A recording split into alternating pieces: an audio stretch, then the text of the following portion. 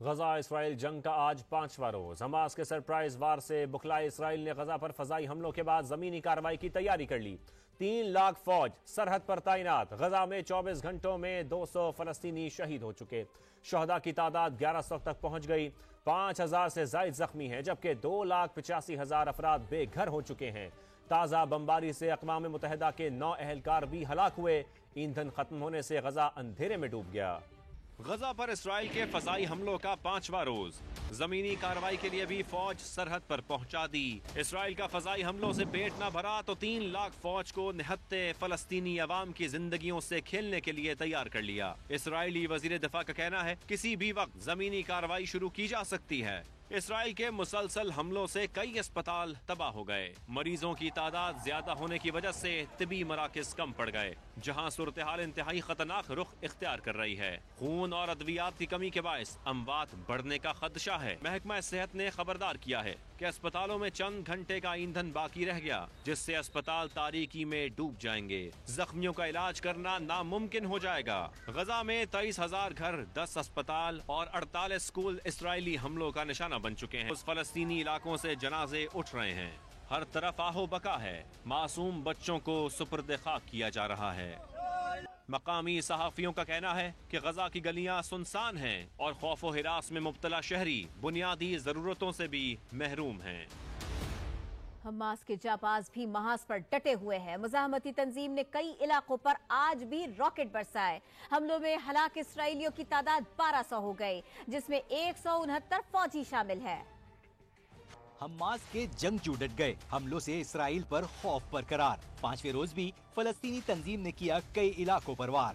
اسرائیل کے شہر اسقلان میں حماس کے راکٹ حملے جاری ہیں۔ ڈرونز کے ذریعے بھی صہیونی ریاست کو نشانہ بنایا جا رہا ہے، جس سے بڑے پیمانے پر نقصان ہوا ہے۔ صدیرود کے علاقے میں بھی حملوں میں تیزی آ گئی ہے۔ جنگجو مسلسل پیش قدمی جاری رکھے ہوئے ہیں۔ حماس کا کہنا ہے کہ جنگ کے دوران یرغمال بنائے جانے والے اسرائیلی فوجیوں کی تعداد 200 ہو گئی ہے۔ اسماعیل ہانیہ کا کہنا ہے جنگ کے خاتمے تک قیدی واپس نہیں کریں گے۔ اسرائیل پر حملوں کے بعد برطانیہ کے 17 شہری لاپتہ ہیں، جبکہ کینیڈا نے بھی اپنے 3 باشندوں کے ہلاک ہونے کی تصدیق کی ہے۔ ادھر اسرائیلی وزیر اعظم نیتن یاہو نے اسرائیل میں ایمرجنسی حکومت کے قیام کا اعلان کیا ہے، جو جنگ سے متعلق فیصلے کرے گی۔ اسرائیل کو سرپرائز یوں ہی بے سبب نہیں۔ 4 دہائیوں سے ظلم و جبر کے خلاف جلنے والی آگ نے فلسطینی مجاہدین کو فولاد بنا دیا۔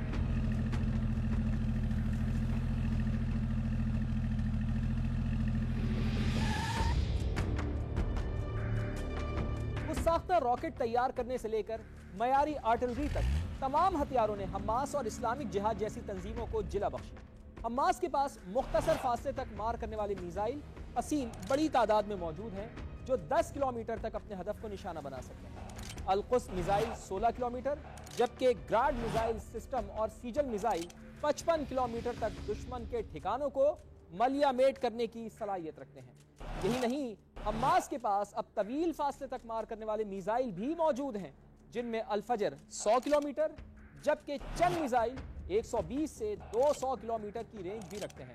حماس کے پاس اس وقت ایسے ہتھیار موجود ہیں جو یروشلم اور اسرائیلی دارالحکومت تل ابیب تک اپنے اہداف کو نشانہ بنا رہے ہیں۔ فلسطین میں اسرائیل کی زمینی کارروائی پر عالمی رہنماؤں کا رد عمل سامنے آیا ہے۔ ترک صدر رجب طیب اردوان کا کہنا ہے کہ اسرائیلی فوج کی غزہ میں زمینی کارروائی سے فلسطینیوں کا قتل عام میں اضافہ ہوگا۔ اردن کے شاہ عبداللہ اور روسی صدر نے ایک بار پھر فلسطینیوں کے حق میں آواز بلند کی۔ غزہ میں زمینی کارروائی کے خوفناک نتائج ہوں گے۔ ترکیہ، اردن اور روس نے خدشات کا اظہار کر دیا۔ ترک صدر رجب طیب اردوغان نے پارلیمنٹ سے خطاب کرتے ہوئے کہا کہ صہیونی فوج کی کارروائی سے غزہ میں فلسطینیوں کا قتل عام ہوگا، جو کسی صورت قبول نہیں۔ فلسطین میں اسپتالوں اور پناہ گزین کیمپوں کو نشانہ بنانے سے اسرائیل کو روکا جائے۔ اردن کے شاہ عبداللہ کا کہنا تھا کہ وہ مشرق وسطی میں ایک آزاد فلسطینی ریاست کا قیام چاہتے ہیں۔ ان کے بغیر خطے میں امن قائم نہیں ہو سکتا۔ اسرائیل کو زمینی کارروائی سے گریز کرنا ہوگا۔ صدر ولادیمیر پوٹن کا فلسطین کے حق میں ایک اور بیان سامنے آ گیا۔ انہوں نے کہا کہ غزہ میں زمینی کارروائی سے خون ریزی بڑھے گی۔ امریکی مداخلت سے بھی حالات مزید خراب ہوں گے۔ روس آزاد فلسطینی ریاست کے قیام کی حمایت جاری رکھے گا۔